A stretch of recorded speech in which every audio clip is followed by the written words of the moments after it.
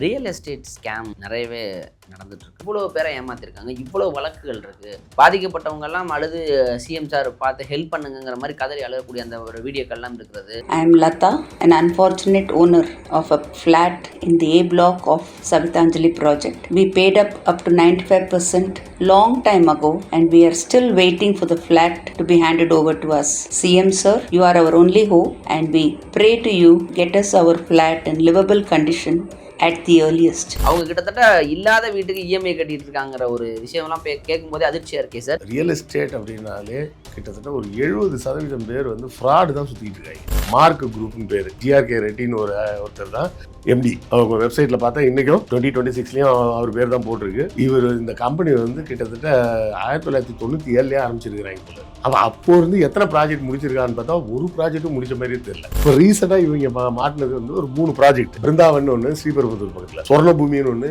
ஈசிஆரில். மூணாவது பார்த்தீங்கன்னா ஓஎம்ஆரில் சவிதாஞ்சலின்னு ஒரு ப்ராஜெக்ட். எல்லாமே பார்த்தீங்கன்னா குறைஞ்சது 600 வீடு 700 வீடு. சொல்றது என்னன்னா க்ளோஸ்டு டவுன்ஷிப். ஆடெல்லாம் பார்த்தீங்கன்னா என்னவோ எந்திரன் படத்தில் உள்ள வீடு மாதிரி சொல்லி வச்சிருக்காங்க. Access card. மார்க் ப்ராப்பர்டைஸ் வழங்குகிறது Savithanjali tech smart apartments, master remote control. ஒரு பொருளை வாங்க போறீங்க, அந்த பொருள் சம்பந்தப்பட்ட நபரையே நீங்க பார்க்காம அந்த பொருளுக்கு பணத்தை கட்டுறீங்க. அது வந்து 10 ரூபா சோப்பா இருந்தா பிரச்சனை இல்லை. 50 லட்ச ரூபா வீடு 2013 பணம் கட்டினேன்றாங்க. நீங்க என்னாச்சு 2026 13 வருஷம் ஆயிடுச்சு. கிட்டத்தட்ட இன்னொரு 2 வருஷத்துல லோனே முடிஞ்சிடும். ஏன்னா ஹவுசிங் லோன் வந்து 15 வருஷம் இல்ல 20 வருஷம் தான். வாங்காத வீடுக்கு இல்லாத வீடுக்கு லோன் கட்டுறாங்க. லோன் கட்டியே முடிக்க போறாங்க. அதுவும் ஒருத்தர் 2 பேர் இல்ல, கிட்டத்தட்ட 2000 பேருன்றாங்க. அறம்நாடு நேயர்களுக்கு அன்பு வணக்கம். இன்று நம்மோடு இணைந்திருப்பவர் கிருஷ்ணவேல் அவர்கள். சார் வணக்கம் சார். வணக்கம். இந்த ரியல் எஸ்டேட் ஸ்கேம் நிறையவே நடந்துட்டுருக்கு. நம்ம பார்ப்போம், இந்த மாதிரி ரியல் எஸ்டேட்டில் பணம் போட்டவங்க அல்லது வாங்கினவங்க அதுக்கான ப்ராப்பராக டாக்குமெண்ட் இல்லை அப்படின்னு புலம்புறவங்க பல பேரை பார்த்துருக்கோம். ஒருத்தவங்களாம் வீடு வாங்கிட்டு 10 வருஷத்துக்கு அப்புறம் 10 வருஷமாக கரண்டே இல்லைங்கிற மாதிரி இத்தனை வருஷமாக கரண்ட் வீதியில் வந்து போகிறாங்க. இதெல்லாம் பார்க்கும்போது என்னடா இந்த பில்டர்ஸ்லாம் இப்படிலாம் ஏமாத்துறாங்களா அப்படின்னு நிறைய வீடியோ நான் பேசியிருக்கிறோம். அதே மாதிரி இப்போ பார்க்கும்போது ஒரு செய்தி, ஒரு சாட்டையில் கூட பேசியிருந்தார். ஒரு குறிப்பிட்ட ஒரு நபரை பற்றி பேசியிருக்காரு. இவ்வளோ பேரை ஏமாற்றிருக்காங்க, இவ்வளோ வழக்குகள் இருக்குது, அவ்வளோ பேரும் அந்த கதறி அழக்கூடிய வீடியோக்கள்லாம் போட்டுக்கிறாங்க. அது பார்த்தும் அந்த வழக்குகள் பதிவாயும் அவர் மேல் எந்த நடவடிக்கையும் இல்லைங்கிறது தான் கிளைமேக்ஸாக இருந்துச்சு. அந்த வீடியோ ஒன்று பார்த்தேன். அந்த வீடியோ ஒன்று பார்த்தீங்களா? யார் அந்த நபர்? எப்படி இவ்வளோ வழக்குகளை வச்சுக்கிட்டு இவ்வளோ பேரை ஏமாற்றிட்டு இருக்க முடிகிறது? ஒரு நடவடிக்கையும் பாயலை. அந்த பாதிக்கப்பட்டவங்கெல்லாம் அழுது சிஎம் சார் பார்த்து ஹெல்ப் பண்ணுங்கிற மாதிரி கதறி அழகக்கூடிய அந்த ஒரு வீடியோக்கள்லாம் இருக்கிறது. அவங்க கிட்டத்தட்ட இல்லாத வீட்டுக்கு இஎம்ஐ கட்டிட்டு இருக்காங்கிற ஒரு விஷயம்லாம் கேட்கும்போதே அதிர்ச்சியாக இருக்கே சார். என்ன நடந்துச்சு பார்த்தீங்கன்னா அந்த வீடியோ? பார்த்தேன். அதில் நம்ம கவனிக்க வேண்டிய விஷயம் என்னென்னா, ரியல் எஸ்டேட் அப்படின்னாலே கிட்டத்தட்ட ஒரு 70% பேர் வந்து ஃப்ராடு தான் சுற்றிக்கிட்டு இருக்காங்க. உண்மையான ஜெனியூனான ரியல் எஸ்டேட்ஸ்ன்னு பார்த்தீங்கன்னா ரொம்ப சின்ன லெவலில் வச்சுருப்பாங்க. ஒரு 2-3 பேர் சேர்ந்து ஒரு ப்ராஜெக்ட் எடுப்பாங்க. ஒரு 10 வீடு 12 வீடு சின்ன சின்னதாக. ஆமாம். ஒரு இடத்துல ஒரு 2 கிரவுண்ட் நிலம் இருக்குதா, அந்த 2 கிரவுண்ட் நிலம் அதில் ஒரு 3 ஃப்ளோரு 12 வீடு அப்படின்னு கட்டி அதை விற்று அப்படி போகிறவங்களாம் இருக்கிறாங்க. அப்போ கூட பார்த்தீங்கன்னா இந்த ரியல் எஸ்டேட்டில் இன்னொரு ஃப்ராடு தனம் நடக்கும். என்னென்னா அன்அப்ரூவ்டுன்னு ஒன்று கட்டுவாங்க. அதாவது இப்போது நீங்கள் வந்து இந்த உச்சிகுளமேட்டில் ஒரு 2 கிரவுண்ட் நிலம் இருக்குதுன்னு வச்சுக்கிங்க. அந்த ரோடுக்கு வந்து 1+1, அதாவது கிரவுண்ட் ஃப்ளோர் ஃபர்ஸ்ட் ஃப்ளோர் அவ்வளோதான் கட்டலாம் அப்படின்னு அந்த ஏரியாவுக்கு லிமிட் இருக்குதுன்னு வச்சிங்களேன். அங்கே என்ன பண்ணுவாங்க, 2வது மாடி ஒன்று கட்டிடுவாங்க, செகண்ட் ஃப்ளோர் ஒன்று போட்டு அதுலேயும் வீடெல்லாம் கட்டிடுவாங்க. கட்டிட்டு என்ன பண்ணுவாங்க, இந்த ஃப்ளாட்லாம் வந்து எக்ஸாம்பிள் 50 லட்சம்னு வச்சுக்கிங்களேன். 50 லட்சத்துக்குலாம் இப்போ ஃப்ளாட்லாம் கிடையாது, ஒரு உதாரணத்துக்கு சொல்கிறேன். 50 லட்சம்னு வச்சிங்களேன். அந்த ஃப்ளாட் என்ன பண்ணுவாங்க, 35 லட்சம்னு விற்றுருவாங்க. அதுக்கு அப்ரூவல் கிடையாது. நாளைக்கு இந்த ஃப்ளாட்டை இடித்தாங்கன்னு வைங்க, ஃபஸ்ட் ஃப்ளோர் செகண்ட் ஃப்ளோரில் இருக்கவனுக்கு மட்டும்தான் அந்த லேண்டில் ஷேர் உண்டு, செகண்ட் ஃப்ளோரில் இருக்கவனுக்கு அந்த லேண்டில் ஷேரே இருக்காது. இப்படியும் ஏமாத்துறவங்களாம் இருக்கான். நீங்கள் வந்து வீடை கொடுத்துருவான், ஆனால் அந்த வீடு உங்களுது இல்லை, நீங்கள் குடியிருக்கலாம். ஆனால் மற்ற எல்லாருமே சேர்ந்து அதை இடிச்சு மறுபடியும் கட்ட போகிறேன்னு சொன்னாங்கன்னா அந்த செகண்ட் ஃப்ளோரில் இருக்கவனுக்கு எந்த ஷேரும் கிடைக்காது. இப்படி ஒரு ஃப்ராடு இருக்குது. இந்த ஃப்ராடெல்லாம் தாண்டி பெரிய ஃப்ராடு தான் இப்போ நீங்கள் சொல்கிற குரூப்பு, மார்க் குரூப்னு பேர்.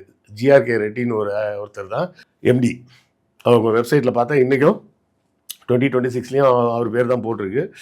இவர் இந்த கம்பெனி வந்து கிட்டத்தட்ட 1997 ஆரம்பிச்சிருக்கிறாங்க போல. அவன் அப்போ இருந்து எத்தனை ப்ராஜெக்ட் முடிச்சிருக்கான்னு பார்த்தா ஒரு ப்ராஜெக்ட்டும் முடிச்ச மாதிரியே தெரியல. தொலைநோக்கு பார்வை இருந்திருக்கு, ஆனால் செயல்படுத்தலை. இப்போ ரீசெண்டாக இவங்க மாட்டினது வந்து ஒரு 3 ப்ராஜெக்ட். பிருந்தாவன் ஒன்று ஸ்ரீபெரும்புதூர் பக்கத்தில், சுவர்ணபூமின்னு ஒன்று ஈசிஆரில், 3வது பார்த்தீங்கன்னா ஓஎம்ஆரில் சவிதாஞ்சலின்னு ஒரு ப்ராஜெக்ட். எல்லாமே பார்த்தீங்கன்னா குறைஞ்சது 200 600 வீடு 700 வீடு. சொல்கிறது என்னென்னா க்ளோஸ்டு டவுன்ஷிப்பு. முன்னாடி எப்படி போனாங்கன்னா கேட்டட் கம்யூனிட்டின்னு போனாங்க. கேட்டட் கம்யூனிட்டினா அந்த ஒரு மொத்தமாக ஒரு ஏரியா, அதுக்குள்ளே பார்த்தீங்கன்னா ஒரு 200 ஃப்ளாட் அந்த மாதிரி இருக்கும். இவங்க அதையும் தாண்டி போயிட்டாங்க. டவுன்ஷிப்பு, எல்லா வசதியும் உள்ளே இருக்கும். நான் ஒரு புது நகரத்தையே உருவாக்குறேன்னு. அதுக்கு பேரே அந்த சொர்ணபூமிக்கு அவன் வச்சிருக்கிறதே பேர் என்ன, new Chennai. New Chennai township. எப்படி பரங்கிமலை ஒன்றையும் 2 மெரினா பீச்சையும் போட்டு கொடுப்பாங்களா? அது தனியாக இப்போ வந்து கேகே நகர்னு ஒன்று உருவாக்குறேன்னு சொல்கிறாங்களா, அதுமாதிரி அவன் தனியாக ஒரு நகரத்தை உருவாக்குறேன்றான். எவ்வளோ 600 ஏக்கர். அப்போ மக்கள் என்ன நினைக்கிறாங்க, இது ஒரு புது டவுனாக வரப்போகுது, அப்போ அதுக்குன்னு ஒரு ஃபெசிலிட்டி வரும், வசதிகள் வரும். இந்த மாதிரி டவுன்ஷிப்லாம் வந்து ஒரு தனியாரால் உருவாக்கவே முடியாது. இப்போ ஒரு கேகே நகர் இருக்குது, ஒரு அசோக் நகர் இருக்குது, ஒரு அண்ணா நகர் இருக்குது சென்னையிலன்னா, இதெல்லாம் ஒரு காலத்தில் காடாக இருந்த இடம். அதெல்லாம் சேட்டலைட் டவுன்ஷிப்னு சொல்லி கவர்மெண்ட் வந்து உருவாக்கும். கரெக்டா? ஏன்னா இப்போ அண்ணா நகர் கட்டும்போது எல்லாரும் சொன்னாங்க அறிஞர் அண்ணா நகர்னு வைங்கன்னு. அவர் அப்போ கலைஞர் என்ன சொல்கிறாரு, வைக்க மாட்டாங்க, அவனுக்கு ஏஏ நகர்னு மாற்றிடுவாங்க அப்படின்னாரு. அதனால தான் அதுக்கு அண்ணா நகர்னு மட்டும் வச்சது.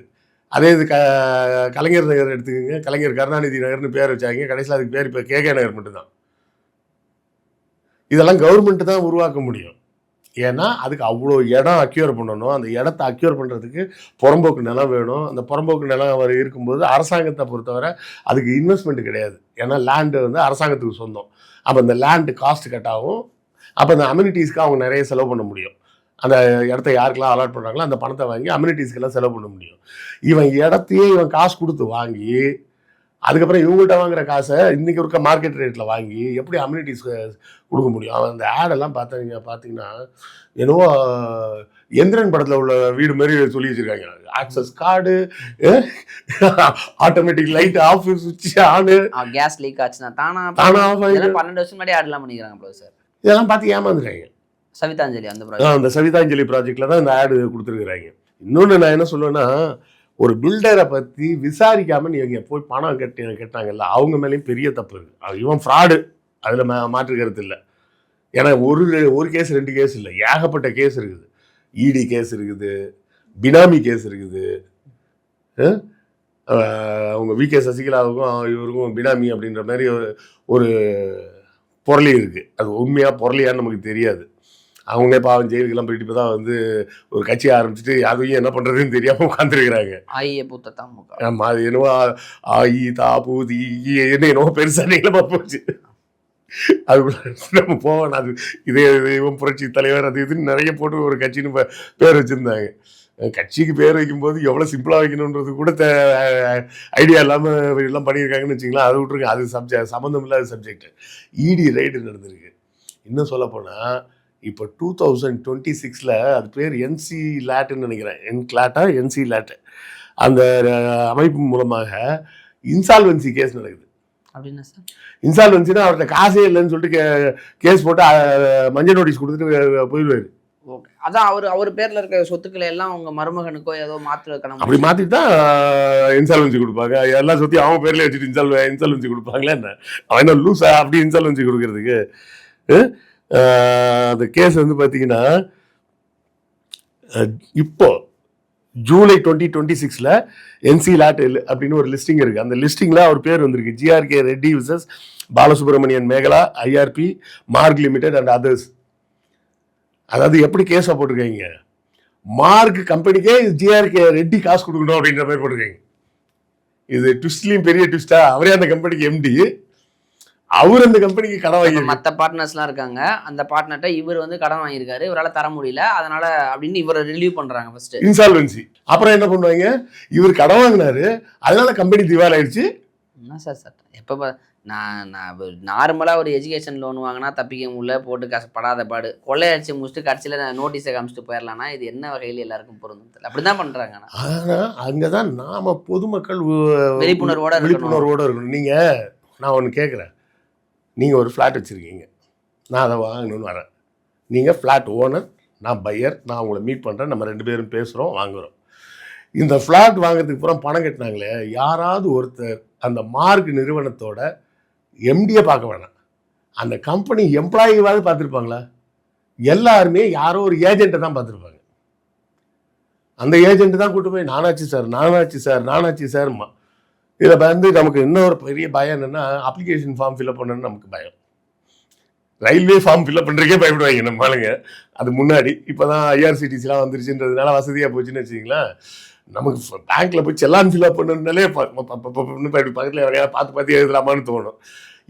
இந்த பிரச்சனையை பயன்படுத்தி தான் இந்த ஏஜென்ட் இவங்கெல்லாம் உள்ளே வந்துடுறது. நீங்கள் பெரும்பாலும் இந்த ரியல் எஸ்டேட் பெரிய கம்பெனிஸ்ன்னு வச்சுக்கிங்க, நம்ம பேருன்னு சொல்ல வேணாம், பெரிய பெரிய கம்பெனிஸ்ன்னு வச்சிங்கனாலே அந்த கம்பெனியை சம்மந்தப்பட்ட நேரடி எம்ப்ளாயி அப்படின்ற ஆட்களை நீங்கள் பார்க்கவே முடியாது. பார்க்கறது அதிகபட்சம் யாரை பார்த்துருப்பீங்கன்னா, ரிசப்ஷனில் உட்காந்துருக்க ஒரு லேடியை பார்த்துருப்பீங்க, இல்லைன்னா ஒரு சூப்பர்வைசர் ஒரு ரூம்குள்ளே உட்காந்துருப்பாரு, அவரை பார்த்துருப்பீங்க. அதை தாண்டி அங்கே கன்ஸ்ட்ரக்ஷன் இன்ஜினியர் இருக்கிறாரு, மேனேஜர் இருப்பார், அவர் யாரெல்லாமோ இருப்பாங்க, யாரையுமே நீங்கள் பார்த்துருக்க மாட்டீங்க. ஒரு பொருளை வாங்க போகிறீங்க, அந்த பொருள் சம்மந்தப்பட்ட நபரையே நீங்கள் பார்க்காமே அந்த பொருளுக்கு பணத்தை கட்டுறீங்க. அது வந்து 10 ரூபா சோப்பா இருந்தால் பிரச்சனை இல்லை, 50 லட்ச ரூபா வீடு 2013 பணம் கட்டினேன்றாங்க. இன்னைக்கு என்னாச்சு, 2026, 13 வருஷம் ஆயிடுச்சு. கிட்டத்தட்ட இன்னொரு 2 வருஷத்துல லோனே முடிஞ்சிடும். ஏன்னா ஹவுசிங் லோன் வந்து 15 வருஷம் இல்லை 20 வருஷம் தான். வாங்காத வீடுக்கு இல்லாத வீடுக்கு லோன் கட்டுறாங்க, லோன் கட்டியே முடிக்க போறாங்க. அதுவும் ஒருத்தர் 2 பேர் இல்லை, கிட்டத்தட்ட 2000 பேருன்றாங்க. அந்த ப்ராஜெக்ட் மட்டுமே 300 பேர் மொத்தம். ஓவரால் இந்த 3 ப்ராஜெக்ட்டையும் சேர்த்து கிட்டத்தட்ட 2000 பேருன்றாங்க. அதே மாதிரி இப்போ கூட ரீசெண்டாக இங்கே ஒரு பிரச்சனை வந்தது, கோயம்பேடு பக்கத்தில் எங்கேயோ ஒரு இடத்துல அவன் வீடெல்லாம் கட்டி கொடுத்துட்டு போயிட்டான். கவர்மெண்ட் இடி சொல்லிட்டாங்க அந்த இடம் புறம்போக்கு இடம் அப்படின்னு சொல்லி. இப்போ யார்கிட்ட போய் கேட்குறது? நீங்கள் பேங்க் லோன் வாங்கினா சேஃப்னு எல்லாருமே சொல்லுவாங்க. ஒரு வீடு வாங்கும்போது பேங்க் லோன் எதுக்கு முக்கியமாக போகிறாங்கன்னா, பேங்க் லோன் வாங்கிட்டா நமக்கு கொஞ்சம் கொஞ்சமாக கட்டிக்கலான்றது ஒரு வசதி. இன்னொரு வசதி என்னென்னா, அந்த ப்ராப்பர்ட்டியில் லிட்டிகேஷன்லாம் இருந்ததுன்னா லோன் தரமாட்டான் பேங்க்கு. அப்போ அந்த லிட்டிகேஷன் பார்க்க வேண்டிய வேலையெல்லாம் பேங்க் பார்த்துக்கும். நம்ம டாக்குமெண்ட்ஸை கொடுத்துட்டா போதும், பேங்க் எல்லாத்தையும் பார்த்துட்டு எல்லாம் ப்ராப்பராக இருக்குன்னா லோன் தருவாங்க, இல்லைனா லோன் தரமாட்டாங்க அப்படின்றது பொதுவாக நம்பப்படக்கூடிய லாஜிக். அந்த லாஜிக் எங்கே செல்லுபடி ஆகும்னா, ஏற்கனவே இருக்கிற எக்ஸிஸ்டிங் ப்ராப்பர்ட்டிக்கு தான். வரப்போறக்கூடிய நியூ ப்ராப்பர்ட்டிக்கு வராது. அங்கே வந்து ஒன்று தான் பேங்க் செக் பண்ணும், அந்த நிலம் எந்த டெவலப்பர் சொல்கிறானோ அவன் பேரில் இருக்கான்றது மட்டும்தான் செக் பண்ணும். அவன் பேரில் இருக்கும், அவ்வளோதான். அதையே சில பேர் என்ன பண்ணுவாங்க, இந்த ஏமாத்து குரூப்பு அந்த இடத்தையும் விற்றுட்டு போயிடுவாங்க. இல்லை, அந்த மாதிரி தான் இவருமே பண்ணிட்டு இருக்கிறாரு. இப்போ அந்த இடத்த வச்சு பேங்க்கில் லோன் வாங்கியிருக்காரு, இந்த ஸ்டாண்டர்ட் சார்ட்டர்ட் பேங்க்கில் லோன் வாங்கியிருக்காரு. அதை கட்ட முடியல, பேங்க் ஏலத்துக்கு வருதான், அந்த பேங்க்கில் ஏலத்துக்கு வருது. அதை வாங்க ஒருத்தர் வர்றாரு, அவர் பேர் கூட லால்வாணி வாங்குறாரு. அதுக்கப்புறம் அவர்கிட்ட இருந்து அபகரிக்கிறதுக்கு சில ஃப்ராடு எல்லாம் பார்த்துருக்காங்க, அது சம்மந்தமாகவும் கேஸ் இருக்குங்கிறாங்க. அதான் லால்வாணிகிட்ட என்ன சொல்லியிருக்கிறாரு, அதாவது இவர் ப்ராப்பர்ட்டி இதை பேங்க்கில் அடகு வச்சு லோன் வாங்கியாச்சு. அந்த ப்ராப்பர்ட்டிக்கு வேறு ஆளுங்கள்லாம் ஏற்கனவே கட்டிக்கிட்டு இருக்காங்க, எது அப்பார்ட்மெண்ட்ஸுக்கு. இவர் என்ன பண்ணுறாரு, கிரவுண்ட் அடகு வைக்கிறாரு. புரியுதுங்களா? கிரவுண்டை மட்டும் நான் அடகு வைக்கிறேன் அப்படின்னு சொல்லி தனியாக போய் அடகு வச்சுட்டு அங்கே வாங்கிட்டாரு. இதில் இன்னொரு பிரச்சனை என்னென்னா, ஒரு பேங்க்கு இன்னொரு பேங்க்கு கிராஸ் செக் பண்ணுறதே கிடையாது நிறைய இடங்களில். ஒரிஜினல் ப்ராப்பர்ட்டி இருந்ததுன்னா இப்போ அந்த ப்ராப்பர்ட்டி டாக்குமெண்ட் இருக்கும். டெவலப்மெண்ட் லெவலில் இருக்கும்போது என்ன டாக்குமெண்ட், ஒரே டாக்குமெண்ட் தான், லேண்ட் டாக்குமெண்ட் மட்டும்தான். அப்போ இதை வச்சுட்டான். இப்போ என்னன்னா, அதில் அறகுறையாக ஏதோ கட்டி வச்சுருந்துருக்குறாங்க. அந்த லால்வாணி வாங்கினோடனே சரி நான் இதை கட்டுறதை வேறு கான்ட்ராக்ட் கொடுக்க போகிறேன், வேறு யாரையும் ஏன் கொடுக்குறீங்க, ஏன்டே கொடுக்கன்னு இருக்கிறான். அதாவது இவனே அந்த இடத்த விற்றுட்டு அதை திரும்ப டெவலப் பண்ணுறதுக்கு கான்ட்ராக்டை ஏன்டா கொடுக்குன்னு இருக்காங்க. அப்புறம் அந்த கான்ட்ராக்ட் எனக்கிட்ட வந்திருக்குன்னு சொல்லி வேற ஒருத்தன்ட்ட லோன் வாங்கியிருக்காங்க. இவன் வேலையே கடன் வாங்குறது மட்டும்தான் வேலை போல இருக்குது. வாங்கிட்டு அதுக்கப்புறம் லால்வாணிக்கு எதிராகவே கேஸை போட்டு ஏதோ சண்டையெல்லாம் இருக்குது, வழக்கறிஞர்கள் மீதே வழக்குகள்லாம் போட்டுருக்குறாங்க. அது இது பூராமே என்னென்னா, ஏமாத்துறதுன்னு முடிவு பண்ணிட்டு மட்டும்தான் தொழிலுக்கு வர்றது. உண்மையான தொழில் பண்ண வரக்கூடிய ஆட்கள் கிடையாது. உண்மையான தொழில் பண்ணுற ஆட்கள் அவங்க வேற. அது என்னன்னா, இவங்களா இந்த மாதிரி ஆட்களால் அவங்களுக்கும் கெட்ட பேர் ஆகிடும். இப்போ யோசிச்சு பாருங்க, 2000 பேர் ஏமாந்துருக்காங்கன்னா அந்த 2000 பேரோட பணம் என்ன, எத்தனை கோடி இருக்கும்? கிட்டத்தட்ட 7000 கோடி 8000 கோடி 10,000 கோடின்னு சொல்கிறாங்க. கிட்டத்தட்ட 10,000 கோடின்றாங்க. அந்த 10,000 கோடிலாம் வேற எங்கேயாவது சேஃபாக இன்வெஸ்ட் ஆகிடும். இதுக்குள்ள அந்த 10,000 கோடி நீங்கள் ட்ராக் பண்ணவே முடியாது. நீங்கள் ட்ராக் பண்ண முடியாதுன்றது தான் நான் இப்போ சொன்னது. என்னது, அவன் கம்பெனி மார்க் ஹவுசிங் கம்பெனி இருக்கு, அந்த கம்பெனியும் அந்த கம்பெனியில் இருக்க போர்ட் ஆஃப் டைரக்டர்ஸும் அவன் மேலே கேஸ் போட்டிருக்காங்க. புரிஞ்சிச்சு. இது ப்ராப்பர் ஸ்கேம் தான் அது. அதான் 7,000 கோடி அடிச்சுட்டு போகிறோம்லாம் விட்டுருங்க, 700 மெயின்டைன் பண்ணலன்னு 3,000 பெனால்ட்டி போட்டு வைங்கிற கதையாகுது. பேங்க் நீங்கள் சொன்ன மாதிரி பேங்க் எல்லாம் எதை வச்சு கொண்டு அடிக்கிறேன்னு தெரியல. இன்டர்னலாக செக் பண்ணாமல் இப்படி பண்ணிடுறாங்க. பட் எண்ட் ஆஃப் த டே பாதிப்பு. செக் பண்ணாமலாம் கிடையாது, அது உள்ள இருக்க மேனேஜரும் அதுக்கு கையாளு. கரப்டட். ஓகே, மேனேஜருக்கு தெரியாம அது எப்படிங்க செய்ய முடியும்? அவ்வளோ பெரிய அமௌண்ட் எப்படி மூவ் ஆகும்? எப்படி செய்ய முடியும்? மேனேஜர் தான், பிரான்ச் மேனேஜர்லாம் நான் சொல்ல, ரீஜனல் ஜோனல் மேனேஜர் வேற, ரீஜனல் இல்ல ஜோனல் மேனேஜர் வேற அங்க ஆள் இருக்கும். அங்க மேல ஜோனல் மேனேஜர் சொல்லுவான், ஏய் அந்த பிரான்ச் வருவாரு, கிளியர் பண்ணிடு. நீங்க 9 லட்சம் லோன் வாங்கினா தான் பிரச்சனை, 9,000 கோடி லோன் வாங்கினா ஃபாரின் ஓடிடலாம். அந்த கதை தான். ரொம்ப சிம்பிள். இப்போ எப்படி பாருங்க, பேங்க்ல லோனை வாங்குறாங்க, இடத்த வாங்குறாங்க, இடத்த காமிச்சு விற்கிறாங்க, வித்தவன் பூரா லோனை வாங்கி அவன் கட்டிக்கிட்டு இருக்கான், அந்த காசை இவங்க வாங்கி வச்சுக்கிறாங்க. ஒரு அப்பார்ட்மெண்ட்ஸும் 50 லட்சம்னு வச்சுக்கிங்க, ஒரு 200 அப்பார்ட்மெண்ட்ஸ். அன்னைக்கு ஏதாவது 10 வருஷத்துக்கு முன்னாடியே அவங்க அந்த ரேட்டில் 12-14 வருஷத்துக்கு முன்னாடியே கட்டிருக்காங்க. இப்போ இந்த இடத்துல சார் யார் இவர்? இப்போ ஏன்னா ஜிஆர்கே ரெட்டியா இவர் வந்து யார், எப்படி இவ்வளோ இன்ஃப்ளூயன்ஸு? இப்போ ஆல்மோஸ்ட் ஏடிஎம்கே ஆட்சிலையும் ட்ராவல் ஆயிருக்காரு, திமுக ஆட்சிலையும் ட்ராவல் ஆயிருக்காரு, டிவிகே ஆட்சிலையும் ட்ராவல் ஆகிறாரு. எப்படி ஒரு கவர்மெண்ட்டை இப்போ நீங்கள் ஒருத்தர் ஃபேவராக இருக்கலாம், ஒரு ஆட்சி ஃபேவராக இருக்கலாம், 3 ஆட்சியிலையும் ஃபேவர் பண்ணுற அளவுக்கு இன்ஃப்ளூயன்ஸ் ஆன பர்சன். அதாவதுங்க, இது ஆட்சிக்கும் இதுக்கும் சம்மந்தமே கிடையாது. அது ஏடிஎம்கேவாக இருக்கட்டும், டிஎம்கேவாக இருக்கட்டும், டிவிகேவாக இருக்கட்டும், ஆட்சிக்கும் இதுக்கும் சம்மந்தமே கிடையாது. பியூரோக்ரஸி தான் இதில் முக்கியமான விஷயம். அதிகாரிகள். விஜய் சிஎம்மாக இருக்காருன்னா விஜயா போய் அரெஸ்ட் பண்ணுவார்? இல்லை அவர் சொன்னதுக்காக டிஜிபியே நேராக போய் அரெஸ்ட் பண்ண போகிறாரா? கடைசியில் யாரோ ஒரு இன்ஸ்பெக்டர் தான் போய் அரெஸ்ட் பண்ண போகிறாரு. கரெக்டாக? இது ஏற்கனவே அரெஸ்ட் ஆகிருக்காரு 2017. அதை சொல்ல மறந்துட்டேன். ஜிஆர்கே ரெட்டி 2017 ஏற்கனவே அரெஸ்ட் ஆகிருக்காரு. ஒரு கன்சியூமர் ஒரு கேஸ் போட்டு.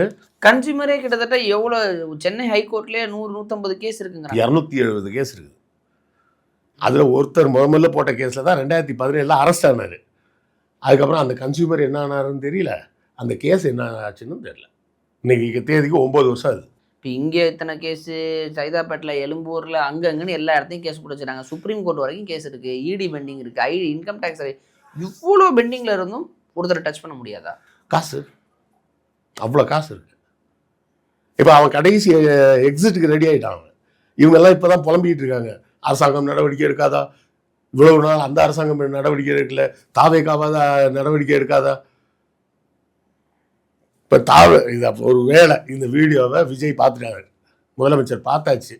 பார்த்துட்டு எப்பா என்னப்பா மேட்ரு, இப்படி ஆயிரக்கணக்காக எல்லாம் ஏமாந்தாங்கன்றாங்க, அது என்ன கேஸு அப்படின்னு கேட்டால், அந்த ஃபைல் வந்து சிஎம் கைக்கு வந்து சேர எவ்வளோ நாள் ஆகும்? சிஎம் கேட்டால் 2 நாளில் வரணும். ஆனால் இவங்க நீங்கள் சொல்கிறத பார்த்தீங்கன்னா ஒரு 6 மாதம் ஆகும், இல்லை 10 மாதம் ஆகும். அதுக்குள்ளே வேறு பிரச்சனை வந்துடும். அதனால் கான்சன்ட்ரேட்டாக, ஏன்னா அவருக்கு 1000 பிரச்சனை இருக்கும். அதனால் இதை மறந்துடும் போயிருக்கு. அன்னையோட இன்சிடெண்ட்டாக நீங்கள் கேட்டு 2 மணி நேரத்தில் ஃபைல் வந்தேன்னா உடனே பார்ப்பதுக்கு வாய்ப்பு இருக்குது.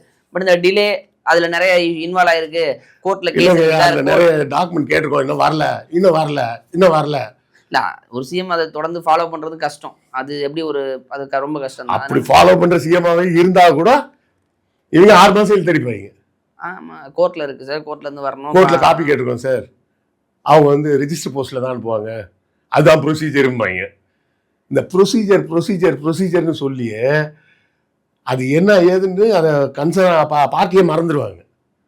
இப்போ இந்த லோன் கட்டினால பாதி பேர் லோன்லாம் கட்டி முடிச்சிருப்பான். ஆமாம், சொல்லிக்கிறாங்க, அந்த வீடியோவில் பார்த்தோமே சார். லோனை கட்டி முடிச்சா அப்புறம் என்ன பண்ணுவான்? சரி, அடுத்த மாதத்துலேருந்து லோன் கட்ட இஎம்ஐ கட்டுற தலைவலியாவது இல்லைன்னு நிம்மதியாக அவனும் படுத்து தூங்கிடுவான். இதை யார் நடவடிக்கை எடுக்க போகிறாங்க? பல வீடியோக்கள் வந்து போராடி இருக்காங்க, ஆஃபீஸில் கம்ப்ளைண்ட் கொடுத்துக்கிறாங்க, ஹைகோர்ட்ல இத்தனை கேஸ் பெண்டிங்ல இருக்கு, எல்லாம் இருந்துமே எதுவும் செய்ய முடியலங்கும் போதே அதுல விரக்தி ஆயிடுவாங்கல்ல. அவ்வளோ முயற்சி எடுத்து இவ்வளோ அலைஞ்சு என்னன்னா, அவங்க கிட்ட பணம் இருந்ததுன்னா பியூரோக்ரஸியை வேகமாக ஓட வைக்க முடியும், அதே நேரத்தில் பியூரோக்ரஸியை வேலை செய்யாமையும் நிப்பாட்டி வைக்க முடியும். 2க்கும் பணம் தேவை. கரெக்டா? அதைத்தான் இந்த மாதிரி ஆட்கள் பண்ணி எஸ்கேப் ஆயிடுறது.